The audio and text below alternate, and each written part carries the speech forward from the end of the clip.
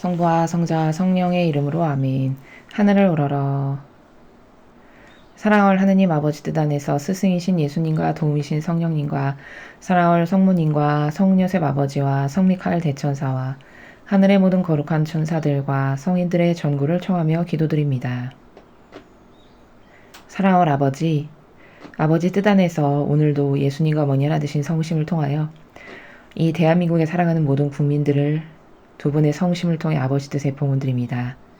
사랑할 아버지, 오늘도 저희에게 깨닫게 하시는 이 진리의 빛이 그들의 심장을 관통하고 뼈와 골수를 가르는 날카롭고 예리한 면도 칼날이 되게 하시며 사고 방식과 정신과 마음 안에 살아가는 각 영혼 안에 살아가는 모든 마귀를 갈기갈기 찢는 그런 날카롭고 예리한 칼과 송곳이 되게 해 주시옵소서.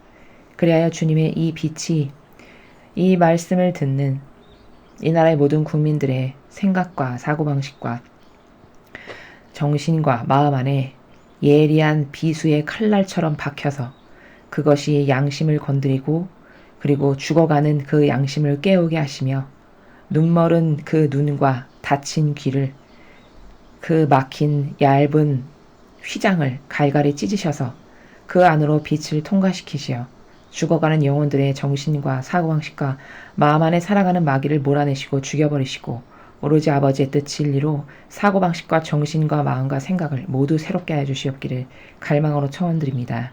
그 의지로 이 나라의 모든 국민을 아버지 뜻에 봉헌드리오니 아버지 그저 불쌍히 여기시어 자비를 베풀어 주시옵소서. 마귀 세력이 뿌려놓은 수많은 교육 시스템과 공작질과 수백 년, 수천 년 동안 지속되었던 인간의 뜻이 만들어 놓은 조작해 놓은 제도와 전통 안에 갇혀 사는 수많은 피해자들입니다. 깨어나고 또 깨어나고 또 깨어나고 끊임없이 열리고 열려서 비답해 점점 더 많은 사람이 나서고 다가섬으로써 이제 이 나라가 아버지의 뜻에 올바르게 반영하는 영혼만을 남기시고 마귀의 세력은 완전히 괴멸시켜 주시며 없애버리시고 3, 4대 후손까지 다 멸절시키시어 이제 이 대한민국에는 아버지 뜻에 속한 선의 세력만이 살아갈 수 있는 나라가 될 수 있도록 예수님과 어머니 새롭게 창조하여 주시옵기를 간곡한 갈망으로 청원드립니다. 이 모든 기도 우리 주 그리스도를 통하여 비나이다. 아멘. 성부와 성자와 성령의 이름으로 아멘. 안녕하십니까. 하나님의 뜻 선교회 윤피아수녀입니다. 오늘 복음과 독서를 통해서 아버지께서 가르쳐 주실 진리의 말씀, 그 안에 숨겨져 있는 아버지의 그 위대하시고 아름다운 나라의 빛의 원리와 관점과 개념을 깨달을 수 있는 은총을 주십사고 갈망하면서 마음으로 기도하면서 오늘 인류에게 주신 말씀 함께 보도록 하겠습니다. 2020년 7월 15일 수요일입니다. 제1독서 이사야서 10장 5절에서 7절, 13절에서 16절까지의 말씀입니다. 주님께서 이렇게 말씀하신다. 불행하여라 내 진노의 막대인 아시리야. 그의 손에 들린 몽둥이는 나의 분노이다. 나는 그를 무도한 민족에게 보내고 나를 노엽게 한 백성을 거슬러 명령을 내렸으니 약탈질을 하고 강탈질을 하며 그들을 길거리의 진흙처럼 짓밟게 하려는 것이었다. 그러나 그는 그렇게 생각하지 않고 그러한 뜻을 마음에 품지도 않았다. 오로지 그의 마음속에는 멸망시키려는 생각과 적지 않은 수의 민족들을 파멸시키려는 생각뿐이었다. 그는 이렇게 말한다. 나는 내 손의 힘으로 이것을 이루었다. 나는 현명한 사람이기에 내 지혜로 이루었다. 나는 민족들의 경계선을 치워버렸고 그들의 재산을 빼앗았으며 왕자에 앉은 자들을 힘센 장사처럼 끌어내렸다. 내 손이 민족들의 재물을 새 둥지인 양 움켜잡고 버려진 알들을 거두어들이듯 내가 온 세상을 거두어들였지만 날개를 치거나 입을 열거나 제잘거리는 자가 없었다. 도끼가 도끼질하는 사람에게 뽐낼 수 있느냐? 톱이 톱질하는 사람에게 으스댈 수 있느냐? 마치 몽둥이가 저를 들어올리는 사람을 휘두르고 막대가 나무도 아닌 사람을 들어올리려는 것과 같지 않으냐?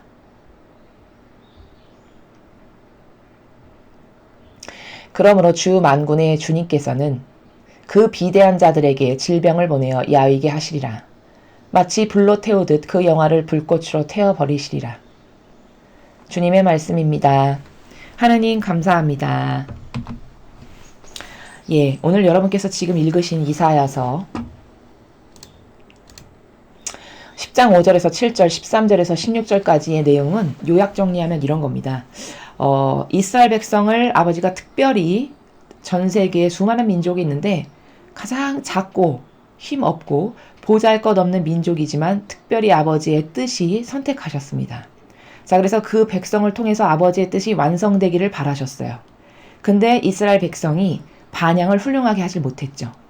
늘 아버지의 뜻에 반기를 들고 좀 살만하면 다시 교만해져서 또 지 뜻으로 돌아가고, 또 아버지가 용서해 주셔서 살만하면 또 교만해져서 자신의 뜻, 인간의 제도, 전통 이런 거 따르고 우상이나 숭배하고, 이런 짓을 끊임없이 반복합니다.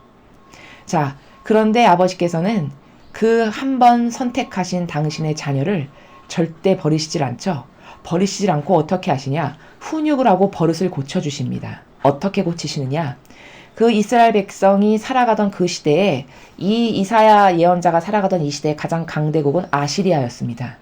그 아시리아를 강대국으로 번성하게끔 허락하시고, 그리고는 그 아시리아라고 하는 강대국을 이용해서 이스라엘이 정신 못 차릴 때마다 공격하게 하시고 전쟁 나게 하시고, 그래서 이렇게 자꾸 정신을 차리고 회개하고 뉘우칠 수 있는 그 기회를 강대국인 아시리아를 통해서 마련을 하셨다는 것을 우리는 역사적 사실을 통해서 확인할 수 있습니다.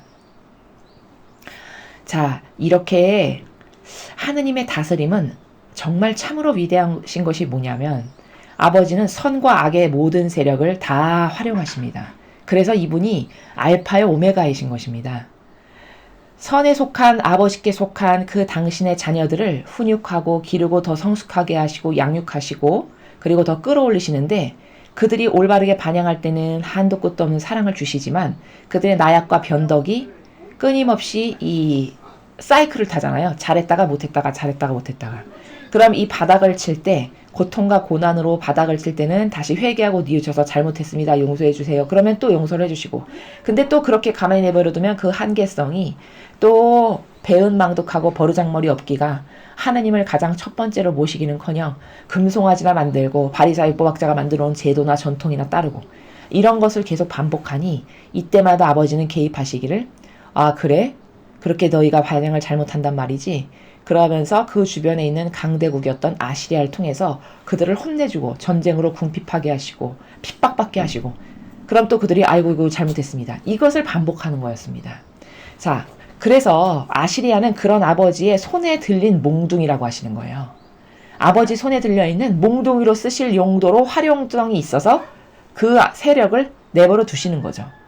자, 그런데 얼마나 인간이 웃기냐면, 이 아시리아는 또 어떤 자세를 가지고 배를 내밀고 살아가냐면, 이 지상에서 우리만한 나라는 없어.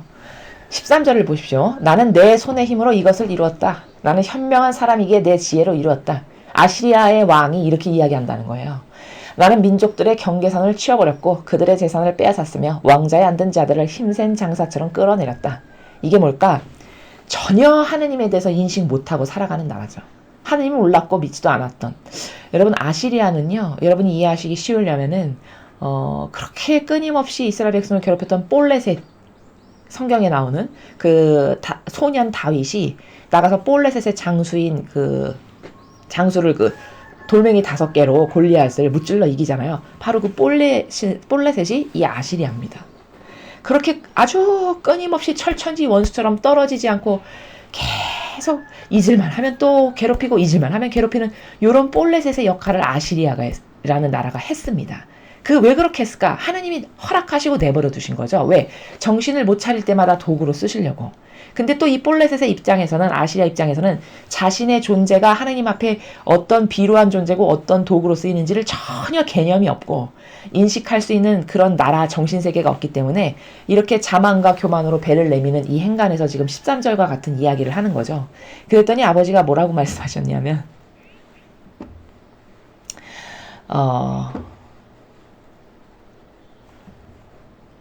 여기를 보시죠.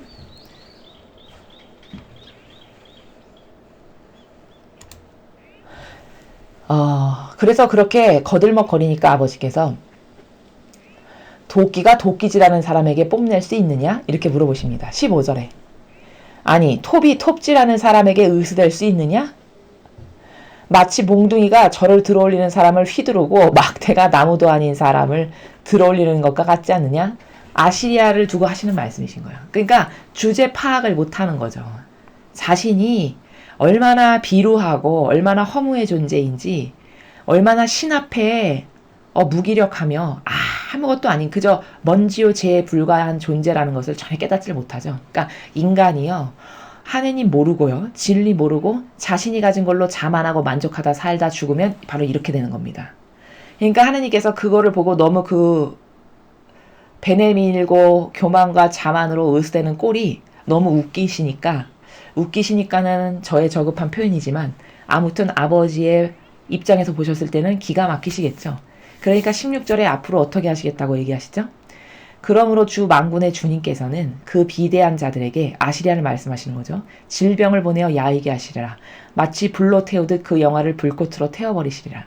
그러니까 자신의 위치를 깨닫지 못하는 어리석은 자만과 교만으로 가득한 인간에게 네가 잘나서 이렇게 네가 강대국으로 군림하면서 내가 뽑은 내 백성인 이스라엘을 그렇게 핍박하고 맨날 전쟁으로 죽이고 그렇게 하라고 너를 천지 창조 때부터 너는 강하게 만들고 쟤는 약자로 만든 거 아니거든.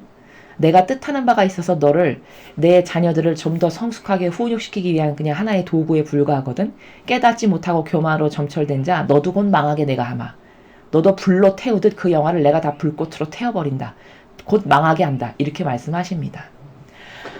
여러분, 이 이사야서 오늘 등장하는 내용을 보면은 정말 이 시대를 똑같이 대변하고 있음을 알 수 있습니다. 여러분, 가끔 신자분들께서 이런 질문을 하세요. 수녀님, 어떻게 세상이 이 지경까지 됐는데 하느님은 아무것도 안 하시는 것 같나요? 어떻게 이 지경으로 망하게끔 이렇게 허락하실 수가 있죠? 하느님은 사랑하시고 자비하시다면서. 이런 의문을 가지시는 분들이 가끔 계세요. 여러분, 이스라엘이 지금 우리나라와 똑같은 겁니다. 이렇게 역겨움과 모욕과 배은망덕과 매일같이 치욕만을 드리는 이 백성에게 아버지가 뭘 주셔야 될까요? 이런데도 봐주시고 용서하셔야 될까요?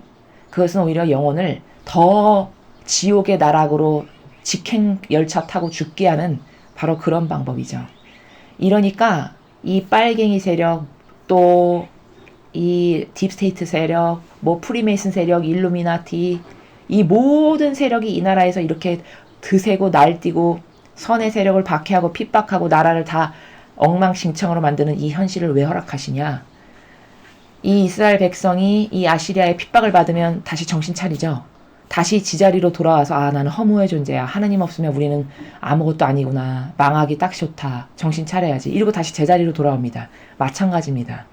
우리나라에도 정신 못 차리는 5,200만의 국민, 무엇이 거짓이고 무엇이 악인지도 모르는, 그래서 자신의 기호와 경향으로 그저 익숙한 것을 따르다 보니 공산주의에 동조하고 있고 인간의 제도와 전통이 만들어 놓은, 그래서 하느님을 속이고 사람을 속이는 마귀 세력인데 그게 뭔지도 모르고 계속 동조하는 이 세력에게 아버지가 무엇을 하셔야 될까? 고통의 쓴물을 좀 먹어봐라. 그래서 이 악의 세력이 이렇게 날뛰는 것을 허락하고 가만히 내버려 두시는 상태입니다. 여기서 단련을 많이 받고 매를 많이 맞으면 어떻게 될까요? 정신을 차리는 사람이 점점 많아지겠죠. 마치 이스라엘이 아시리아가 쳐들어서 전쟁 한번 하고 나면 아이고 잘못했습니다. 이렇게 정신을 차리듯이 똑같다라는 거죠. 이렇게 하느님의 위대하신 알파요 오메가의 다스림은 아버지 손바닥 안에 놓여있는 이 온 우주 만물의 모든 것은 단순히 다 아버지의 도구들입니다. 물론 그 정신이 하느님 아버지의 진리에 속한 선의 세력도 분명히 존재하고 이 하느님 아버지를 따르지 않고 믿지도 않고 배척하는 악에게 속하는 그런 세력도 분명히 있죠. 그렇지만 하나님께서는 왜 경륜가신가? 왜 온 우주 만물을 꿰뚫어서 모든 것을 알파요 오메가의 시작과 마침에까지 아우르고 관통하시는 다스림의 왕이신가? 그것은 이렇게 악의 세력까지도 그분의 손안에 들어있는 몽둥이로서 우리가 정신 못 차리고 똑바로 못 살고 회개 못할 때 우리를 아주 호되게 벌하시는, 채찍질하시는 그런 악의 도구를 아버지의 손에 든 몽둥이로서 쓰신다라는 것을, 우리가 이 시대가 얼마나 이렇게 이사야 예언자가 활동했던 시대랑 똑같은지, 얼마나 발전하기는커녕 더 퇴보하고 후퇴하고 더 저급한지를 좀 깨닫고 발견할 수 있어야 된다라는 겁니다. 자, 그리고 오늘 이 일독서에서 이사야 예언자가 이 두 개의 세력이 아버지의 뜻에 의해서 어떻게 쓰여지고 있는가에 대해서 우리가 지금 보고 있는데요. 또 하나의 관점은 이런 것을 깨달을 필요가 있습니다. 자, 여러분, 제가 강의에서 많이 쓰는 단어 중에 세력이라는 단어가 있습니다. 우리는요, 세력을 단수적 관점에서 보는 경향이 매우 많아요. 무슨 말이냐면, 예를 들어 공산주의를 찬동하고 찬양하는 세력이 있어. 그럼 그냥 공산주의는 나쁜 것, 이거 마귀. 그리고 또 어떤 예를 들어 뭐 프리메이슨의 세력이 있다. 그럼 프리메이슨은 나쁜 것, 신을 거스르고 신에게 모욕과 역겨움을 드리고 이렇게 온 우주 만물 중에서 지네가 다스리려고 하는 이런 나쁜 것, 이렇게 따로 떨어뜨려서 개별적인 것으로서 보는 이런 나라가 있습니다. 근데 악이라는 것은 선도 마찬가지고 이 세력이라는 것은요, 시대를 달리하고 모습만 바뀔 뿐 세력이 전승되고 계승 발전된다는 겁니다. 성경 어디서 볼 수 있냐면 이런 거죠, 여러분. 다니엘 예언서를 보면은 인류의 최초의 제국주의의 그 거대한 제국의 시초가 어디였냐? 그게 바빌론 제국이었습니다. 그래서 그 바빌론 제국에 이스라엘 백성이 다 포로로 끌려가서 엄청 고생을 하죠. 왜? 아버지의 뜻을 올바르게 반영 못한 죄값을 받는 거죠. 그 죄값을 받는데 거기서도 오늘 배운 원리가 적용되죠. 하느님 모르는 바빌론 제국을 도구로 쓰시는 겁니다. 이스라엘을 혼내시는데. 그래서 끌려가서 엄청 고되고 힘든 핍박받는 생활을 합니다. 자, 그럼 이 바빌론이라고 하는 악의 세력이 그 제국은 망했잖아요. 시간이 지난 다음에. 그럼 그 마귀 세력은 아예 없어졌냐? 그게 아니라는 겁니다. 바빌론이라는 형상적 나라는 망했는데 그 마귀가 가지고 있는 속성은 그대로 어디로 전승되고 계승되냐? 바빌론 다음에 생긴 제국인 메데와 페르시아라고 하는 두 개의 나라로 이 정신이 그대로 계승, 전승, 발전됩니다. 또 메데와 페르시아라는 것은 어떤 제국도 영원히 지속되는 제국은 없으니까 얼마간의 시간이 지른 후에 또 망했습니다. 자, 그럼 망했으니까 이제 전 세상에 마귀는 없어졌네. 시원하다, 깔끔하다, 야호. 이게 아니라는 거죠. 메데와 페르시아는 망했지만 그들이 가지고 있었던 악의 그 정신과 속성은, 계략은 그대로 바톤을 터치한 것처럼 그리스에게 넘어갑니다. 그리고 그리스가 그것을 한동안 유지하고 떵떵거리면서 잘 살고 그 당시에 가장 힘센 제국으로 군림하다가 또 시간이 지나서 망했잖아요. 근데 그 마귀의 정신이 또 어디로 계승됐냐? 로마로 계승이 됩니다. 이래서 로마 시대 때 가톨릭 신자들이 엄청 많이 박해를 받고 핍박받고 수많은 사람이 죽었죠. 바로 이렇게 마귀의 정신과 속성이 계속 시대를 달리하고 나라만 바꿔 탈 뿐, 사람만 달라질 뿐 계속 전승 발전 지속적으로 되고 있다는 것을 확인할 수 있는 거죠. 세력은 이렇다라는 거예요. 이 관점을 절대 잊어버리시면 안 됩니다. 자, 그럼 이제 로마는 없어졌잖아요, 여러분. 망했잖아요. 그럼 이제 마귀 세력은 없네. 과연 그럴까요? 성경에 보면, 다니엘서에 보면, 그리고 요한계시록을 두 개를 같이 보면은 로마는 망했는데 로마가 망하면서 그 정신이 어디로 계승됐냐? 성경에 작은 뿔 세력이라고 나옵니다. 그 작은 뿔 세력이 얼마나 악독해서 주님의 성도들을 죽이는지에 대해서 아주 상세하게 나옵니다. 거기를 보면 그 로마의 마귀적 속성과 정신이 작은 뿔 세력에게 계승이 됐어요. 근데 그 작은 뿔 세력이 누구냐? 그게 바로 교황권입니다. 그리고 그 교황권은 이제 예수님께서 돌아가신 뒤 무려 2000여 년의 시간이 흘렀어요. 2000여 년의 시간이 흐르면서 수많은 교황이 바뀌었지만 그 교황권이라고 하는 그 세력, 그들이 가지고 있는 아주 무소불위의 권력적인 대단한 그 권력. 그래서 사람만 바뀌었을 뿐 2000년의 시간이 지나면서 점점 어떻게 됐냐? 더 교묘하게 계승 발전이 되어서 지금 우리는 프란치스코 교황이 하고 있는 수많은 교지를 발표하는 거나 그가 행하는 정책이나 강론하는 거나 그가 행한 맺은 열매 이런 것을 보면 과거 그 어느 때하고도 비교할 수 없을 만큼 사람을 가장 능수능란하게 속여가면서 성경에 없는 것을 은연중에 쓱 가르칩니다. 전합니다. 그럼 이게 얼마나 무서운 거냐? 로마 가톨릭의 전 세계 약 10억의 신자들은 그게 뭔지를 모르고 그 속성을 분별하거나 구별하거나 예리하고 날카롭게 분별할 수 있는 기준과 어떤 지력이 진리를 배운 적이 없기 때문에 몰라서 그냥 우리 교황님이 말씀하셨어. 그래? 그럼 받아들여야지. 이게 다예요.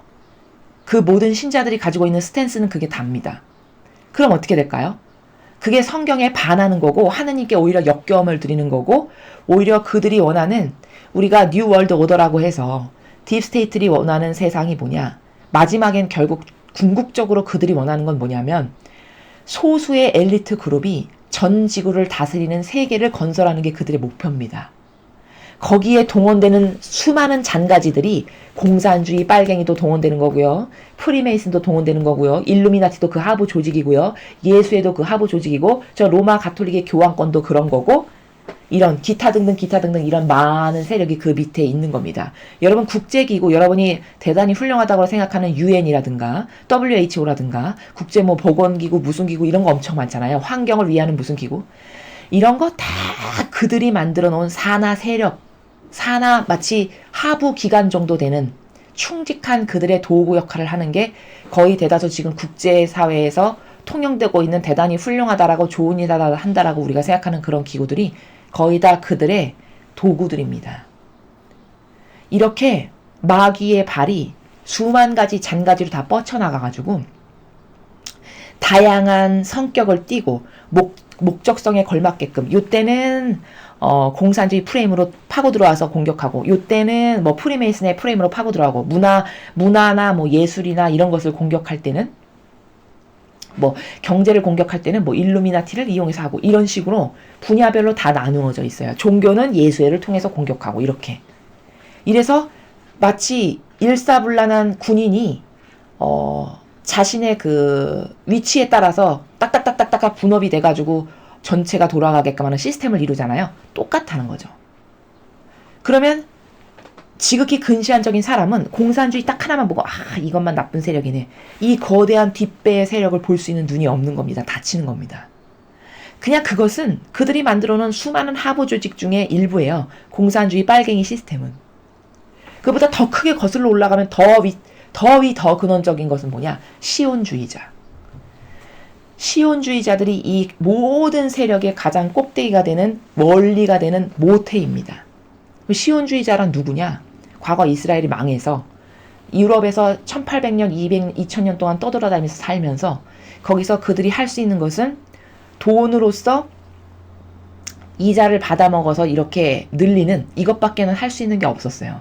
그들에게 땅도 못 사게 했고요. 아무것도 못하게끔 제약을 다 걸었기 때문에 유태인이라는 이유로 그들은 그냥 고리대금업밖에 할 게 없었습니다.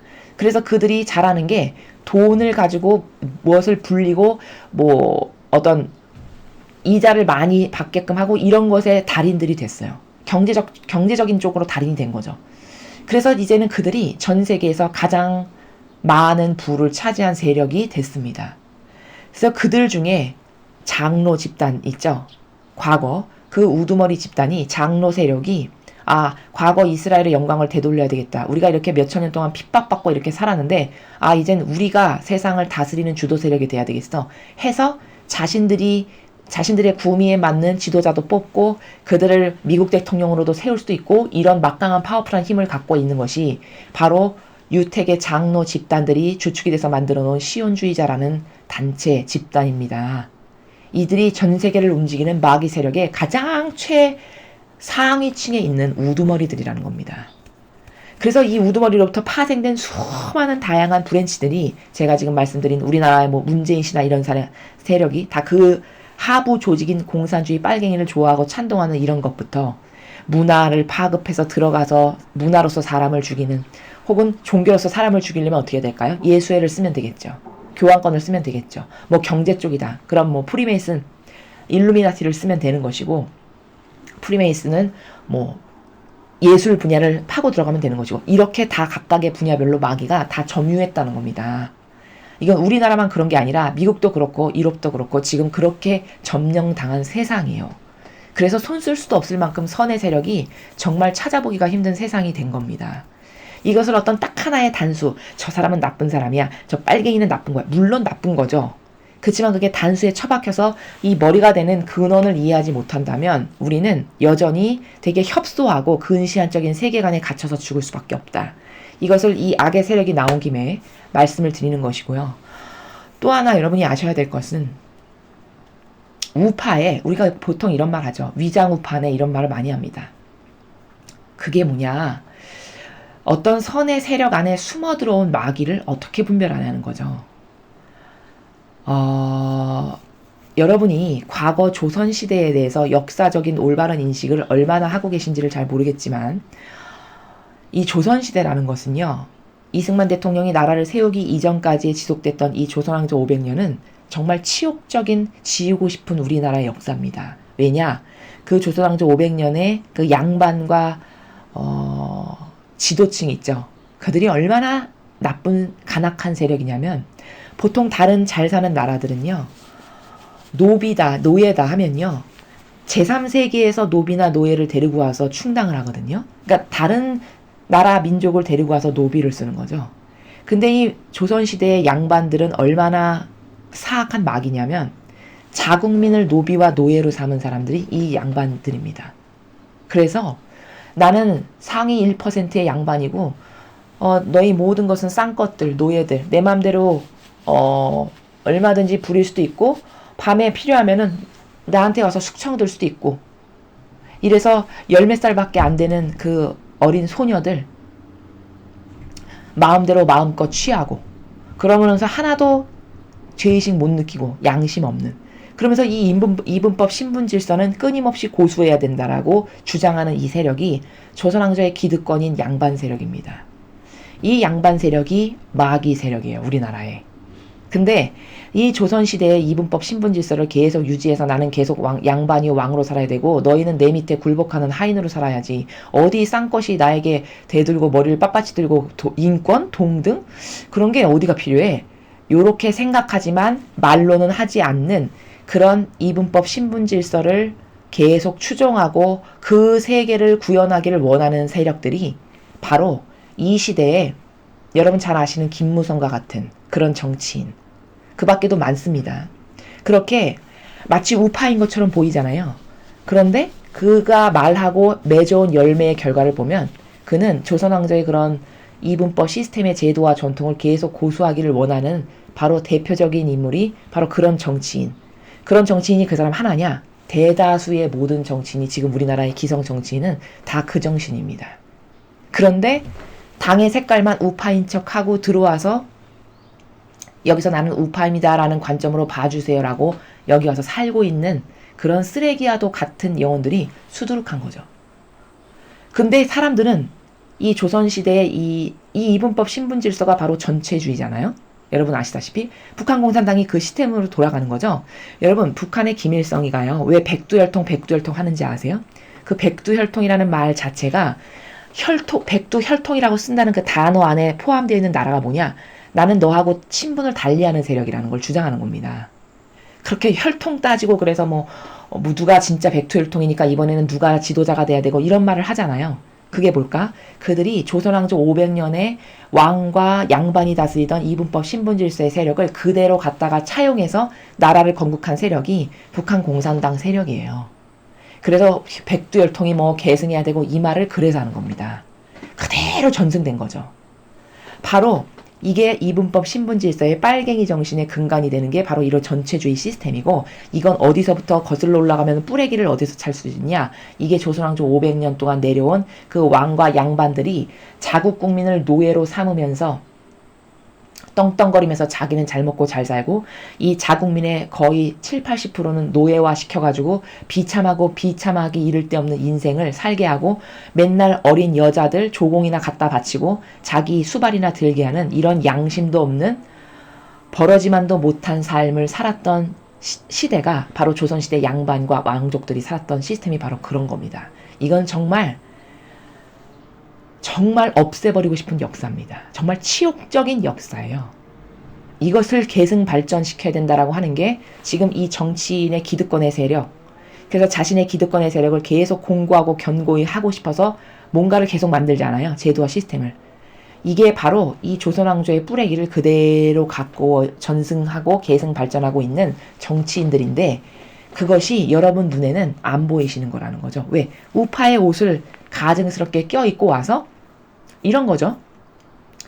마음의 속 의지는 원래 그렇게 이분법 신분질서로 나는 너와 다른 존재로서 살아가는 이 세상을 만들고 싶은데, 예를 들어 뭐 오늘같이 백선엽 장군님의 연결식이 있다. 그럼 거기 이렇게 얼굴 하나 내미는 거죠. 나는 여기에 하나 된 세력입니다. 나를 이 관점으로 봐주세요. 이렇게 하는 겁니다. 요런 처세의 달인들이에요. 이 마귀가. 그러면 어리숙하고 잘 모르는 국민들은 아, 저 사람은 우리랑 같은 편인가 봐. 한 편인가 봐. 이렇게 해서 그걸 또 마음으로 받아들이는. 이렇게 혼탁한 망상과 오해와 부작용으로 가득한 세상이 지금 우리가 살아가고 있는 이 시대입니다. 너무너무 안타까운 거죠. 그래서 우리는 악을 분별한다는 것은 뿌리를 알아야 돼요. 근원을. 가만히 있어봐. 이 뿌리가 어디부터 태동했나? 아, 조선시대의 500년 역사. 그 왕조, 양반의 역사. 얼마나 남자답지 못하면 그래 여자를 남의 나라 중국에다가 맨날 조공으로 바치고, 얼마나 용감하지 못하면 거기에 말 한마디 똑바로 할 수 없는, 이런 용감한 배짱 하나 없는, 남자다운 남자 없는 이런 나라, 이런 비겁하고 비루한 나라, 이런 나라의 기득권의 세력을 자기가 계속 유지하면서 계승발전시키고 살고 싶다라고 은연중에 갖고 그 시스템을 건설하기를 원하는 것이 지금 여러분이 국회에서 보시는 대다수의 국회의원들이 다 그 나라의 정신으로 고무적인 사람들입니다. 그리고 필요할 때만 국민이라는 단어를 갖다 쓰는 거예요. 여러분 정신 차리셔야 되는 게 뭐냐면요. 지금 이 현 시점에 우파 정치인 없습니다. 단언컨대 없어요.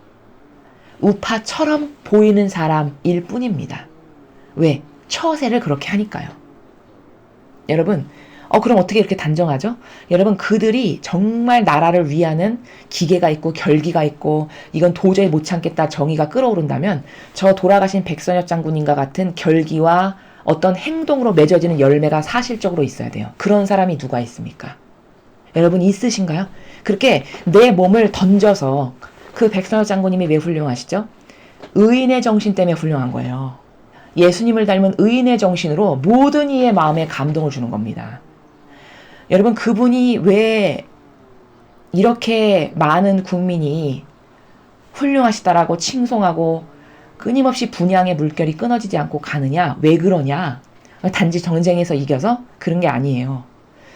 그분이 가지고 있는 그 대단한 위치에서, 그런 고위직에서 고위의 군인이 내가 먼저 나가서 싸울 테니 내가 만약에 후퇴하면 나를 쏴라라고 말할 만큼 패기와 결기와 사실적 실천적 열매가 있잖아요. 그런 것은 그렇게 실전적 열매로서 자기가 맨 앞에 선두주자로 나가서 싸우는 그런 장성, 인류의 모든 전쟁에서 손안에 꼽힐 만큼 그런 장군은 없었습니다. 그러니까 대단하고 위대한 거예요. 보통 장성급이고 높은 직분의 군인이라면 명령하는 자죠. 명령하는 자입니다. 위치가. 명령하고 지휘 통괄하는 자지 내가 직접 나서서 총칼을 맞으면서 싸우는 이런 위치에 가 있지 않아요. 근데 그분이 위대하신 것은 왜일까? 그분의 리더십이 예수님을 닮았기 때문이에요. 예수님은 항상 늘 모범적으로 앞서 나가셨지 비겁하고 비루하게 찌질이 같이 너희들이 먼저 가라 나는 뒤따라서 갈 테니 이런 처세의 뉘앙스, 이런 나라를 한 번도 하신 적이 없어요. 항상 솔선수범, 내 맨 앞에 늘 굳은 일은 당신이 먼저, 이런 정신이기 때문에 위대하고 멋있고 아름다운 겁니다. 그러니까 매력적인 거예요. 그 장군님이 온 국민의 칭송과 사랑을 받아도 마땅한 건 왜 그럴까?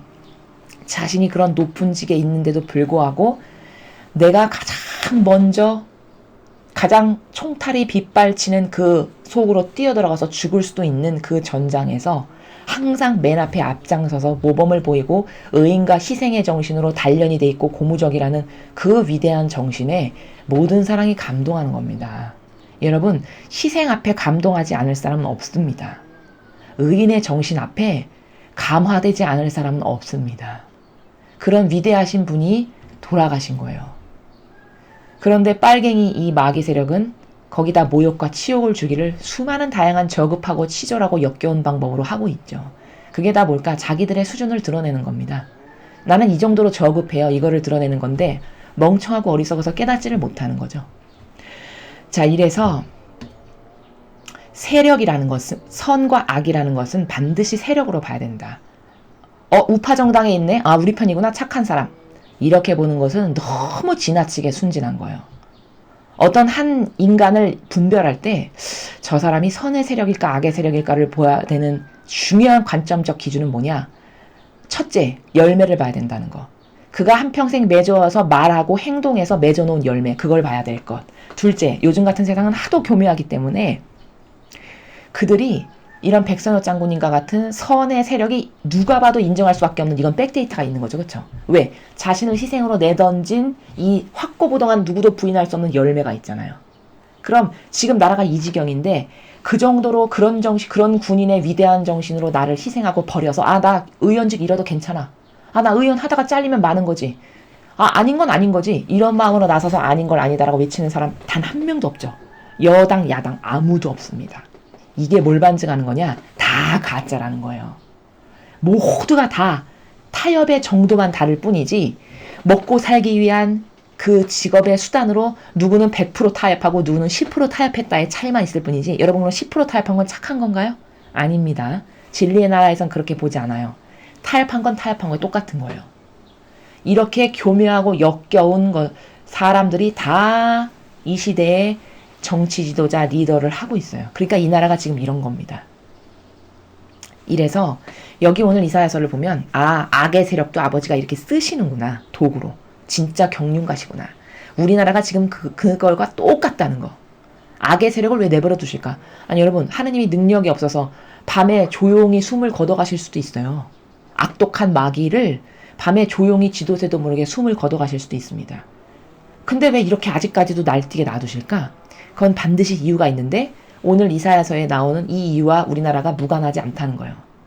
그래서 지금은 여러분 어디다도 기대를 하지 마세요. 이제는 마치 과거 3.1운동 때 민초들이 일어나서 나라를 변혁시켰던 것처럼 이제는 우리가 깨어나야 됩니다. 이 일반 국민과 시민들의 정신이 다시 바로 서야 돼요. 그래서 똘똘똘똘 뭉치고 하나 되고 단결해서 그 정의의 정신으로 다시 약 100여 년 전에 있었던 3.1운동의 정신 같은 것이 이제 이 국민 안에 다시 용솟음 쳐 올라 일어나야 된다. 그럴 때만 우리나라는 비전이 있고 희망이 있다. 이 말씀을 드리면서 여러분이 앞으로 뭘 보실 때, 뭘 분별할 때 전체적인 전 세계를 아우르는 세력적 관점에서 봤을 때는 이 모든 마귀의 뿌레기는 시온주의자들이라는 거. 거기를 우리는 딥스테이트라고 한다는 거. 나머지 모든 것은 딥스테이트의 하수인들이고 그들이 쓰는 다양한 방법들이에요. 그 중에 하나가 빨갱이 공산주의입니다. 자, 그리고 우리 나라적 관점으로 봤을 때는 이 그런 빨갱이 공산주의와 우리나라를 이렇게 망가뜨리려고 하는 이 정신은 어디서부터 발로됐냐? 이게 조선시대에 양반과 지배계급이 자국민의 80% 70%를 노예로 만들어가지고 그렇게 다 자기가 자기 멋대로 갖고 놀고 나라에 조공 바치고 이렇게 사악하고 역겨운 전 세계 인류 어떤 나라도 노예를 자국민으로 만드는 나라는 없습니다. 다 자기의 식민지 국가에서 데려와요. 근데 이 나라는 자국민을 노예로 만든 국가가 조선왕조 시대예요. 얼마나 사악하고 역겹고 토 나오는 그런 짓입니까 이게. 그런 역사가 조선왕조 500년의 역사예요. 그것을 그대로 갖다가 나라를 건국한 게 북한입니다. 그래서 그렇게 혈통 따지는 거예요. 조선왕조 혈통 따지듯이. 지네만 그렇게 계승해야 된다라는 거죠. 그리고 그 다스리는 통치 방법을 보십시오. 조선왕조랑 똑같죠. 그 상위 1%만 잘 먹고 잘 살고 떵떵거리고 나머지는 다 노예 수준이잖아요. 못 먹고 못 살고 말라 죽기가. 얼마나 똑같습니까? 그 정신을 계승 발전해서 자기네만 더 공고하고 견고히 잘 살아야 된다는 거거든요. 마찬가지예요. 이 나라에도. 이 나라에도 그런 세력 국회의원 중에 거의 답니다. 거의 다. 그래서 참 슬프지만 이 시대는 어디도 의탁하거나 믿을 데가 없다. 오로지 여러분이 믿으실 때는 하느님 아버지 한 분, 이 진리밖에 없습니다. 끊임없이 갈망하시고요. 이 나라를 살려주십사 기도하시고요. 매일 회개와 배상과 보석을 이 나라를 대신해서 깨닫지 못하는 영혼들을 대신해서 여러분이 직접 하시고 기도도 이 나라를 위해서 많이 하시고 그래서 아버지가 쓴 물이 1톤인데 그래도 내 자녀들이 저렇게 기도를 하니까 내가 차마 저거를 다 꺾어버릴 수는 없겠구나. 이런 마음이 절로 드시게끔 이런 감동을 드릴 수 있는 우리가 되어야 된다는 것입니다.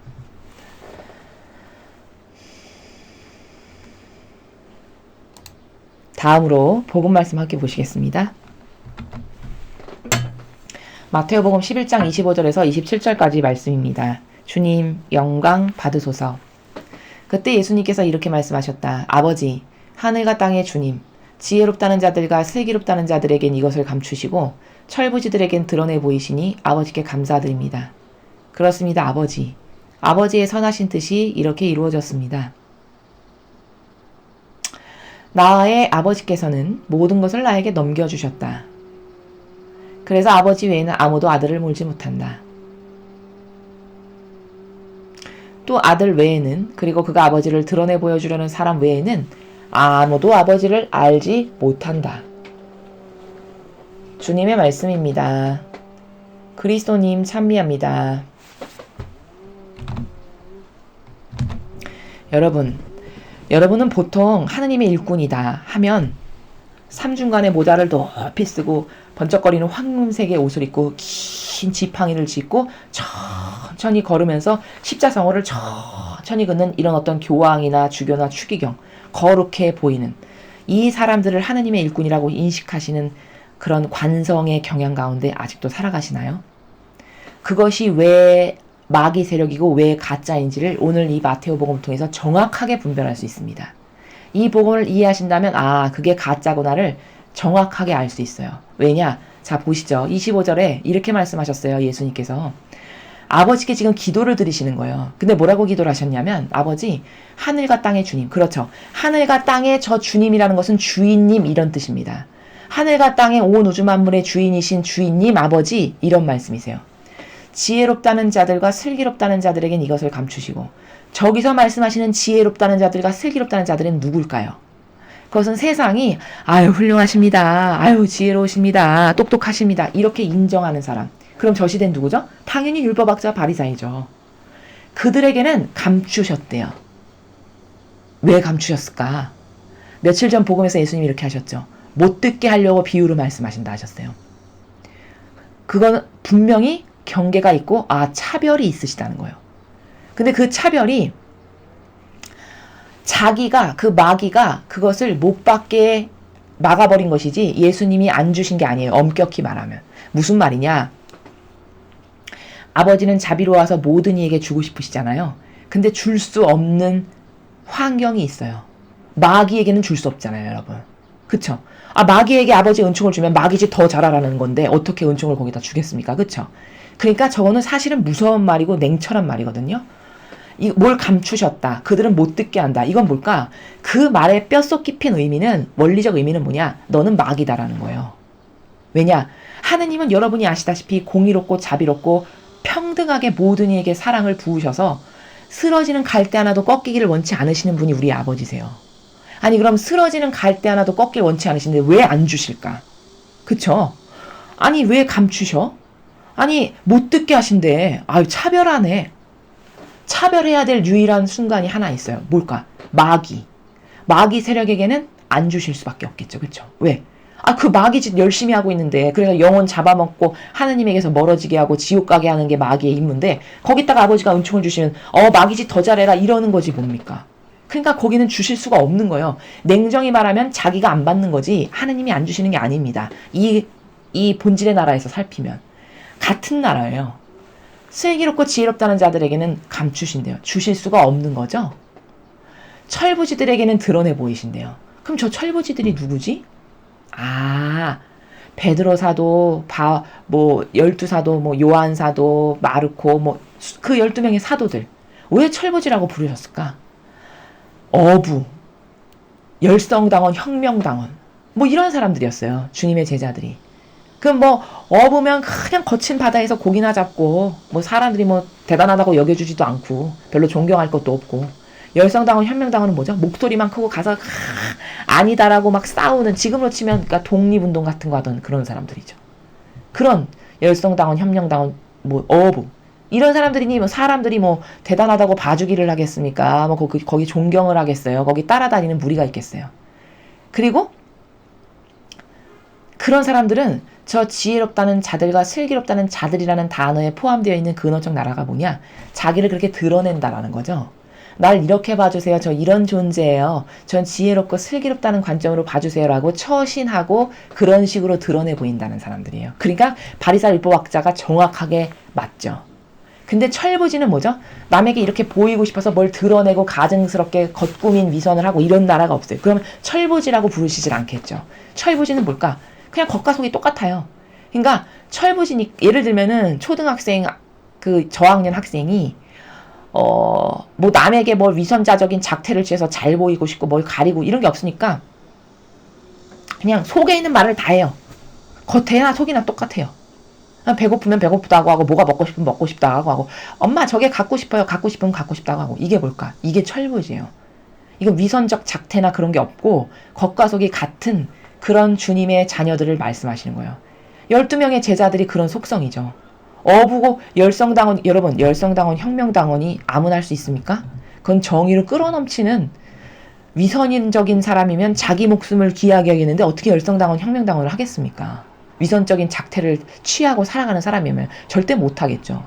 그러니까 그런 겉과 속이 같은 그냥 아닌 것은 아니라고 하고 얘는 얘라고 하는 이런 철부지 그런 사람들에게만 아버지가 드러내 보이신다는 거예요. 뭐를 드러내 보이신다는 거죠? 아버지의 뜻, 진리 이 위대한 예수님의 가르침을 통해 숨겨져 있는 그 아버지의 아름다운 나라 그 질서 이걸 드러내 보이신다는 거죠. 그러니까 아버지께 감사드립니다. 기도드리시는 거예요. 그렇습니다. 아버지의 선하신 뜻이 이렇게 이루어졌습니다. 아버지의 그 위대하신 선하신 뜻이 이들을 통해서 아버지가 직접 선택하신 이 제자들을 통해서 이렇게 이루어졌습니다. 아버지 찬미 받으세요. 이렇게 지금 찬미의 기도를 바치고 계시는 거죠. 나의 아버지께서는 모든 것을 나에게 넘겨주셨다. 그렇죠. 이것을 성경 다른 부분에서 이렇게 말씀하셨어요. 나는 하늘과 땅의 모든 권한을 다 받았다. 그럼 왜 그런 권한을 받기에 합당한가? 예수님이 앞으로 수행하실 그 희생과 배상과 처절한 보속과 고통이 온 인류의 죄악을 자신의 죄도 아닌데 의인으로서 끌어안고 배상과 보속을 다 하시는 이런 정신의 나라. 그쵸? 그런 정신의 나라에서 살아가기 때문에 그 모든 이들에게 줘야 될 상급을 예수님 한 분에게만 주실 수밖에 없어요. 아버지는. 왜? 로또 복권도 마찬가지죠. 1회차, 2회차, 3회차 계속 당첨자가 안 나와 1등이. 그럼 누적되다가 당첨된 사람에게 한꺼번에 몰아서 주죠. 마찬가지로 아버지는 사랑과 축복과 은총을 정말 많이 주고 싶어 하시거든요.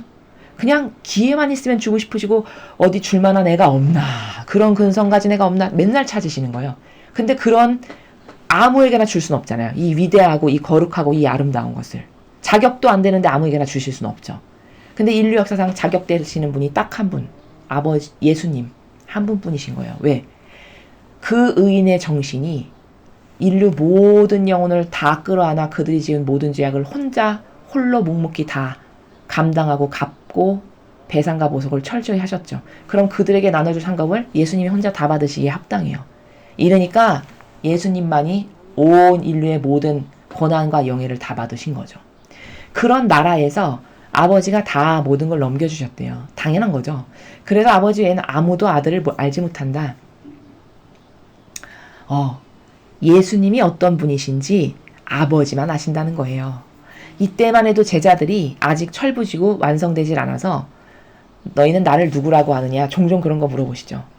뭐 엘리야라고도 하고 뭐 예언자라고도 하고 뭐 스승님이 뭐 훌륭한 누구라고도 하고 막 이렇게 이야기하잖아요. 그게 뭘까? 제자들이 그렇게 예수님을 3년 동안 따라다니면서 배우는데도 예수님이 누군지 진짜 몰랐다는 뜻이에요. 모르니까 그렇게 주저리 말이 많겠죠. 만약에 어떤 사람인지 명확하게 안다 그럼 딱 정갈하게 한 문장으로 딱 끝내겠지만 뭐 누구라고 합니다. 뭐 누구라고도 하는데 뭐 엘리야 같기도 하고 뭐 이게 뭘까? 주저리 하는 행간이 아직도 예수님이 누군지를 모른다는 거예요. 그게 어떨 때 드디어 예수님을 알게 되죠? 예수님 돌아가시고 부활하셔서 다락방에 모여있을 때 성령 강림 사건이 일어났을 때 그때서야 제자들이 눈이 열립니다. 그러니까 살아계셔서 같이 살 때는 예수님이 누구신지 정말 몰랐던 거죠. 아무도 모른대요. 또 아들 외에는 그리고 그가 아버지를 드러내 보여주는 사람 외에는 아무도 아버지를 알지 못한다. 자, 그러니까 여러분 하느님도 아무나 알 수 있는 게 아니네요. 여기 보니까 오늘 원칙이 그쵸? 예수님만 아버지가 어떤 분이신지 알아요. 그리고 아버지를 드러내 보여주려는 사람, 그러니까 예수님께서 아버지를 아버지는 이런 분이시란다 라고 가르쳐 주실 수 있는 사람, 그럼 누굴까? 제자들이죠. 그런 사람 외에는 아무도 하느님이 누군지를 알지 못한다는 거예요. 그러니까 여러분, 바리사의 율법학자가 하느님 어떤 분인지 몰랐다는 게 납득이 되시죠? 그들은 하느님이 누군지 몰랐던 사람들이에요. 그냥 자신들이 누리는 게 좋아서 그런 권한과 영예와 영광을 한평생 입고 살면서 떵떵거리면서 아쉬운 건 없고, 민족의 지도자네, 뭐 똑똑하네, 뭐 학자네, 박사네, 이런 감투, 그 안에서 살기 위한 인간적 이유로 들어온 것이지, 절대 하느님을 진짜 알아서 사랑했거나 예수님의 정신으로 살다 죽어야지 이런 정신으로 온 사람들 절대 아닙니다. 예수님이 성경에서 숱하게 바리사이와 율법학자를 꾸짖으신 건 다 그래서예요. 여기 정확하게 나오잖아요. 27절에. 예수님이 누군지 아시는 분은 하느님 아버지 한 분뿐이시라는 거예요. 또한 역으로 하느님이 어떤 분이신지를 아는 사람은 역시 예수님밖에 없고, 예수님이 가르쳐 주셔서 아버지가 이런 분이시란다라고 해서 영안을 열어주신 사람들. 그게 누굴까? 그게 몸소 가르치신 제자들이죠. 오늘날은 누굴까? 이렇게 우리처럼 예수님의 진리를, 정신을, 가르침과 모범과 카리스마를 따르겠습니다. 이걸 배우길 정말 원합니다. 갈망합니다. 맨날 맡겨드리고 의탁하고 그 뜨거운 열정으로 하나 되기만을 바라는 이런 아버지께 속한 자녀들, 이들은 예수님이 가르쳐 주신다는 거예요. 그럼 이런 사람들 말고는 아무도 하느님에 대해서, 하느님이 어떤 분이시고 그분의 속성이 뭐고 다스림의 원칙이 뭐고 하늘나라가 어떤, 이런 거는 알 수가 없다라는 거죠. 자, 그럼 오늘 우리가 25절, 26절, 27절을 통해서 우리는 이것을 객관화시키면 이 교회의 현재 상황이 너무나도 명백하게 확연하게 보여요. 그렇죠? 지혜롭다는 자들과 슬기롭다는 자들에게는 하느님의 뜻, 진리를 감추고 안 가르치신다 그랬어요. 그럼 이 교회의 대다수의 지도자급 리더들은 지혜롭다는 자들과 슬기롭다는 자들에게 속하나요? 아니면 철부지들에 속하나요? 지혜롭다는 자들과 슬기롭다는 자들은 이런 처신을 하는 사람들이에요. 나는 그래도 너보다 낫지. 너보다는 똑똑하고 내가 그래도 신학 박사고. 또 그들만의 제도와 전통을 만들어서 이거를 따라야지. 그래도 교회가 수천 년 동안 이어내려온 전통인데 이게 훌륭한 거야. 이런 자세의 스탠스를 취하고 살아가는 이런 역겨운 위선자들, 이걸 다 지혜롭다는 자들과 슬기롭다는 자들, 자신을 그렇게 드러내는 은연중에, 저는 이렇게 똑똑합니다, 대단합니다, 지혜롭습니다 라고 은연중에 드러내는 바로 이런 리더들, 여긴 감추신대요. 그러니까 로마 가톨릭에서 진리를 더 이상 들을 수 없는 것이 너무나도 당연한 거네요. 어찌 보면. 왜? 이렇게 감추신다고 하셨으니까. 또 철부지들에겐 드러내 보이신다 그랬어요. 그럼 이런 위선, 겉과 속이 다른 위선이 없는, 오히려 사람 눈으로 봤을 때 부족하기 이를 데 없는 어부, 깔보기 딱 좋은 이런 어부, 열성다운, 혁명다운, 이런 사람들에게 오히려 드러내 보이신다 그랬어요. 그러니까 예수님이 친하게 지내신 그 영혼들을 보면은 다 창녀, 세리, 어부, 열성다운, 혁명다운, 죄인, 다리 저는 사람, 다 이런 사람들이었어요. 왜 그럴까? 인간 축에도 못 끼고 사람으로 쳐주지도 않았는데. 그들은 겉과 속이 다른 위선적 작태를 하지 않아요. 그냥 자신의 부족함이 그대로 다 겉으로 드러나는 사람들이에요. 그리고 어떤 이분법, 신분 질서에 따라서 너하고 나는 다른 급이지, 레벨이 달라, 이런 전반부 일독서에서 조선시대의 정신을 계승하는 게 지금 대다수의 정치권의 수많은 리더들인데, 그 밖에도 뭐 다른 경제, 문화, 예술, 종교계도 뭐 숱하게 물론 많지만 그 정신을 계승하고 싶은 거예요. 자신들이 계속 그 기득권의 세력을 유지해 나가고 그걸로 한평생 거기서 단물을 빨면서 살고 싶은 이런 기득권의 역겨운 세력. 이게 대다수의 정치인들, 이 나라의 리더요, 지도자라고 하는, 그러나 정직하지도 않고 주님의 진리 앞에서 겸손할 수도 없는 이런 수많은 종교 지도자들, 이게 다 그 조선왕조 500년의 정신을 물려받은 세력들이라는 거죠. 그런 사람들에게는 안 나타내시고, 이런 철부지, 저는 이렇게 다리 저는 절름발이고, 저는 이렇게 남들이 다 싫어하는 창녀고, 이런 부족한 사람들, 부족함을 부족하다라고 인정하는 주님 앞에서 저는 죄인입니다라고 인정하는 이런 사람들에겐 드러내 보이시고 가르치신다는 거죠. 그리고 27절에도 중요한 게 뭐죠? 예수님은 아버지만 어떤 분이신지 아신다 하셨어요.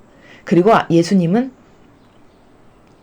또 하느님은 예수님만이 어떤 분인지 아시면서 동시에 우리에게 선물을 주시기를 또 드러내 보여주고 싶은 사람.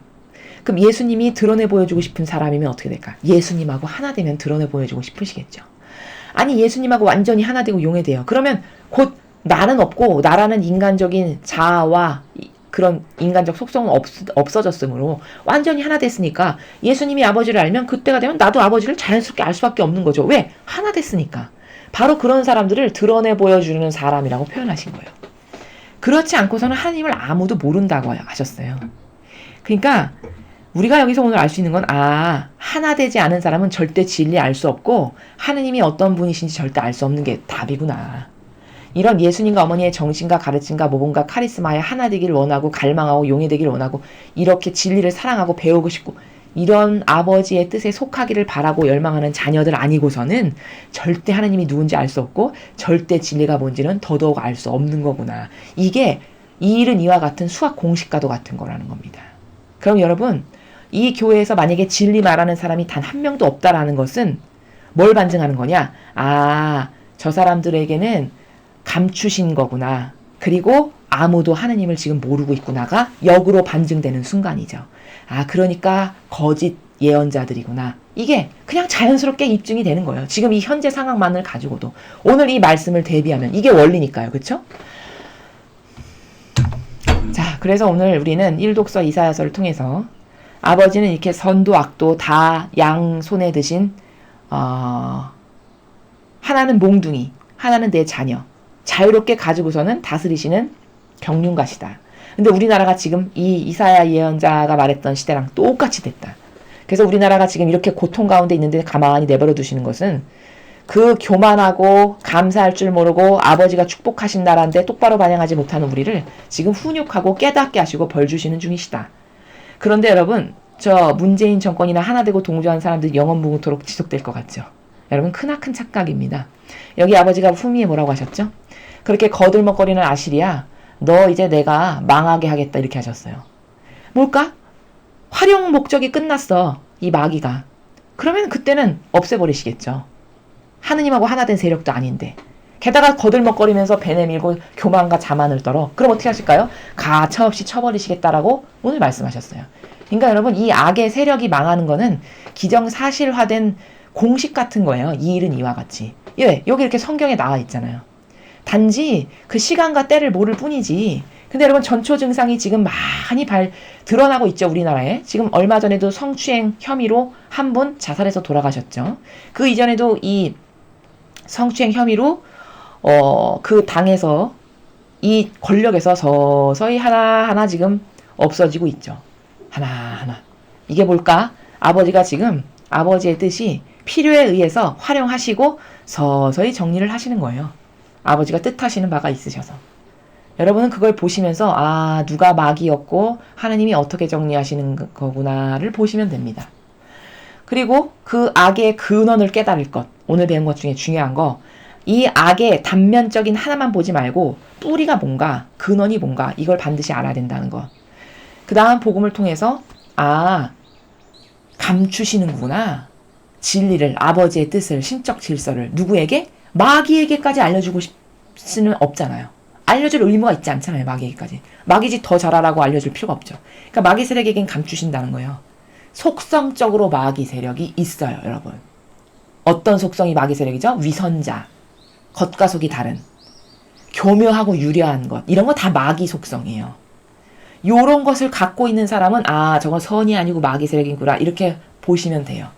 근데 바리새파 율법학자가 다 그렇게 교묘하고 유려하고 엄청 착해 보이고 엄청 경건할 것 같이 모퉁이에 서서 기도하고 남 자기 이렇게 기도하는 사람이라고 보라고 그런 존재로 각인하라고 요런 처신의 달인들이었어요. 속도 그랬냐? 속은 안 그랬잖아요. 이런 사람들에게는 감추신대요. 그럼 이 로마 가톨릭에서 진리를 말하는 사람이 만약에 단 하나도 없다면 여긴 감추셨구나. 왜? 악에게 완전히 하나 된 세력이니까 감추시는구나. 이거를 확인할 수 있다는 겁니다. 역으로. 또 하느님이 어떤 분이신지도 모른다. 그거 왜 모를까? 알려주시지 않아서예요. 오늘 복음에 의하면. 알려주신다고 하시잖아요. 하나 된 세력에게는 알려주신다라고 여기 정확히 써있잖아요. 그럼 하느님이 어떤 분인지 모르고 예수님이 어떤 분이신지 어머니가 어떤 분이신지를 몰라. 그럼 왜 그럴까? 지금 나에게 문제가 있구나. 내가 악에게 하나 되고 협력하고 동조하고 뭐가 지금 잘못됐구나. 이렇게 분별할 수가 있다는 거예요. 악이니까 알려주시지 않고 악이니까 감추시는 거죠. 그래서 우리는 오늘 배운 이 기준을 가지고 악의 근원적 뿌리를 볼 수 있는 이런 관점, 이 나라를 여러분의 것으로 하셔서 지금 이 나라가 여러 가지 지금 온갖 사건과 사고가 많은데 이런 사건과 사고를 그냥 넉넉히 보지 마시고 이런 거 하나를 바라볼 때도 아, 지금 세상이 왜 저렇게 돌아가고 있는가? 저 악의 세력의 판이 지금 어떻게 되어가고 있는가? 이런 것을 배운 질서를 가지고 자꾸 활용하고 적용해 보시고 여러분이 올바르게 반영하시고 이런 학습하는 마음으로 평상시에도 어떤 사건과 영혼을 바라볼 수 있는 그런 여러분들이 되셨으면 좋겠습니다. 또한 악에게 동조하고 협력하는 것이 얼마나 무서운 것인지를 깨닫고 주변에 여러분이 구하고 싶은 영혼이 있으시면 그들에게 이런 진실을 전하세요. 받아들이고 안 받아들이고는 그 당사자의 문제고 전하는 의무는 그래도 여러분들에게 있다라는 것을 성경을 통해서 여러분께 다시 한번 말씀을 드립니다. 2020년 7월 15일 수요일 복음의 썰을 마치겠습니다. 감사합니다.